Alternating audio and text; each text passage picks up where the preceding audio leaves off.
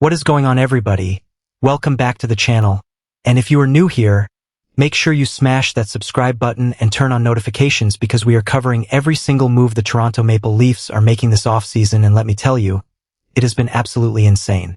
Today we are diving deep into the blockbuster move that Leafs Nation has been waiting years for, the signing of star defenseman Darren Raddysh, and we are going to break down everything. The trade, the contract, the risk, the reward, what it means for this franchise going forward, and why this might honestly be the most important defensive signing the Maple Leafs have made in over a decade. So let's get into it right now. The Toronto Maple Leafs officially announced that the hockey club has acquired defenseman Darren Raddysh from the Tampa Bay Lightning in exchange for a fifth-round selection in the 2026 NHL draft. And as part of the deal, Raddysh signed an 8-year contract extension with the Maple Leafs. Now let that sink in for a second. A fifth-round pick. That is all it cost them in terms of assets. A fifth-round pick for one of the most productive offensive defensemen in the entire National Hockey League, coming off the best season of his career. Now yes, the contract is expensive and we will get to that in a moment, but the return on investment here in terms of asset cost is extraordinary, and new Leafs general manager John Chayka deserves massive credit for pulling this off before the rest of the league could even blink. General manager John Chayka made his feelings clear, saying the organization is thrilled to add a defenseman of Darren's caliber, describing him as one of the NHL's premier two-way defensemen who combines elite puck-moving ability with poise, competitiveness, and strong play in all three zones. Now that is GM speak, sure, but in this case the stats back up every single word of it. This is not a case of a front office overselling a mediocre addition. Let me walk you through what Raddysh actually did last season, because if you are not already familiar with his numbers, your jaw is about to hit the floor. Raddysh, who is 30 years old, put up the best season of his late-blooming NHL career in 2025-26, setting career highs in goals with 22, assists with 48, points with 70, and plus-minus at plus 21, playing a career-high average of 22 minutes and 42 seconds per game across 73 games for the Lightning. 70 points, as a defenseman, in 73 games. That put him 7th among all defensemen in the entire NHL in scoring, and when you factor in that he was doing this on a Tampa Bay team that was already loaded offensively, it becomes even more impressive. This was not a guy propped up by the system around him. He elevated that system and made it better. According to NHL Edge data, Raddysh scored 22 goals, tied for third among all defensemen and a Lightning franchise record at the position, added 6 game-winning goals, which ranked second among defensemen only behind Jacob Chychrun, and posted 70 points in 73 games, placing him 7th at the position. But here is the stat that really stops you in your tracks. Raddysh led the entire NHL this season in shot attempts of 90 miles per hour or faster, recording 97 of them, which was nearly double the next closest player. For context, the Toronto Maple Leafs as a team only had 34 such attempts all season. Read that again. One player, 97 high-velocity shot attempts. The entire Maple Leafs roster combined for 34. That is the single biggest illustration of exactly what Toronto was missing and exactly what they have now fixed. His goal total was 7th among defenders in the NHL, and his production ranked him 11th in Norris Trophy voting for the league's best all-around defenseman. A Norris Trophy candidate on the Toronto Maple Leafs.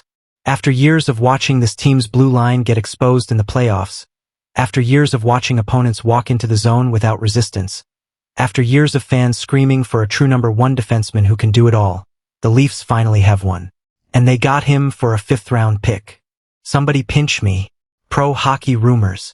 Now let's talk about the contract, because this is where things get a little spicy and where a lot of the debate in the hockey community has been centered. Darren Raddysh is signed to an 8-year, $68 million contract with a cap hit of $8.5 million per season, meaning his deal expires at the end of the 2033-34 season, at which point he will be an unrestricted free agent. 8 years, $68 million. That is a massive commitment for a 30-year-old, and it is the kind of deal that will either look like absolute genius in 5 years or become the albatross everyone feared. There is really no middle ground here.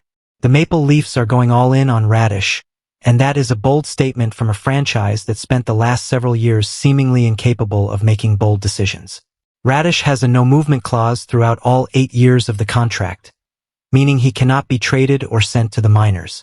In years 7 and 8, the no-movement clause remains in place, but it converts to a 16-team no-trade list, giving him slightly less protection but still enormous leverage.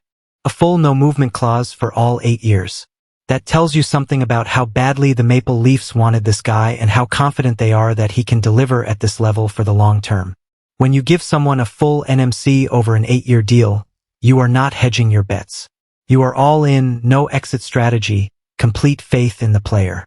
It is a massive gamble, but given what they need from this blue line, it is a gamble that makes complete sense. The contract structure, as revealed by Puckpedia, is heavily front-loaded with signing bonuses, with year 1 consisting of a $1 million base salary and a $10 million signing bonus, followed by $5 million in base salary and a $6 million bonus in year 2, and gradually scaling down through the remaining years. That front-loading is actually smart cap management, and here is why. It gives the Maple Leafs far more flexibility in the back end of this deal. When you are paying someone mostly in bonuses in the early years and the real cash burden decreases over time, you are better positioned to maneuver around the salary cap later. The deal is heavily front-loaded with bonuses, which lowers real cash risk later in the contract and makes him potentially more movable if things go sideways. And that is not a small thing in a league where cap flexibility is everything. Now, some people have been critical of the 8-year length and the cap hit, and I understand that perspective. But let's put it in context. Toronto has lacked a true power play killer, and while Morgan really has shown glimpses of being a great quarterback, the consistency was not always there. Radish, by contrast, scored 22 goals, including 9 from the dead center of the point, so the plan is clear. Give him room and let him fire away. That is the blueprint. That is the identity they are trying to build on this power play. For years, the Leafs' man advantage has been inconsistent at best and downright painful at worst in the playoffs. Having a guy at the point with the most powerful shot in the league, one who can quarterback that unit and demand respect from penalty killers, fundamentally changes the equation. And look, let's talk about what the Maple Leafs have been building this offseason, because this Radish signing does not exist in isolation. In addition to Radish, the Maple Leafs have brought in Sergei Bobrovsky in goal, along with forwards Nick Paul, Jack Roslovic, Colton Sissons, and Teddy Bluger, representing a significant overhaul of a roster that had a deeply disappointing 2025-26 season and finished among the worst teams in the NHL. This is a franchise that is rebuilding its identity from the ground up. New coach Jim Hiller has replaced Craig Berube. New general manager John Chayka replaced the previous regime. And at the top of the organization, the legendary Matt Sundin has joined as a senior executive advisor. This is a franchise that is trying to return to relevance, and every single move this offseason has been made with that mission in mind. The Maple Leafs also selected Gavin McKenna with the number 1 overall pick in the 2026 NHL draft, giving the organization a franchise cornerstone at the forward position for the future, while the Radish acquisition addresses the team's most urgent present-day need on the blue line. So you have your future locked in at the top of the draft, you have an elite goaltender coming in with Bobrovsky, and now you have your number 1 defenseman. The pieces are starting to come together in a way they simply did not before, and Toronto's fan base has every right to be genuinely excited about the direction this team is heading.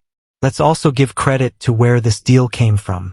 First reported by Elliot Friedman, this deal had been in the works since earlier in the morning of June 19th, with Pierre LeBrun confirming it was a sign-and-trade for the pending unrestricted free agent, and Chris Johnston reporting the 8-year term and the $8.5 million average annual value. The speed with which Chayka moved to get this done before Radish could hit open free agency is telling.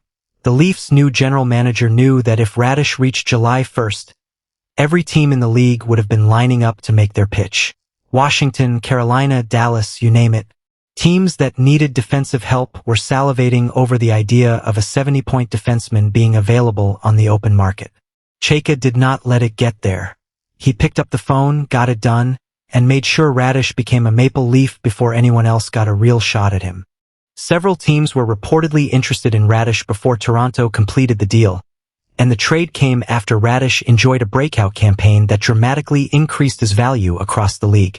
That is exactly the kind of urgency a GM needs to operate with. You cannot sit back and wait when you have identified the player that your team desperately needs. You go get him, you secure him, and you move forward with confidence. That is exactly what happened here. Now, there is one more element to this story that a lot of people have not talked about enough, and it is actually one of the most compelling parts of the entire narrative.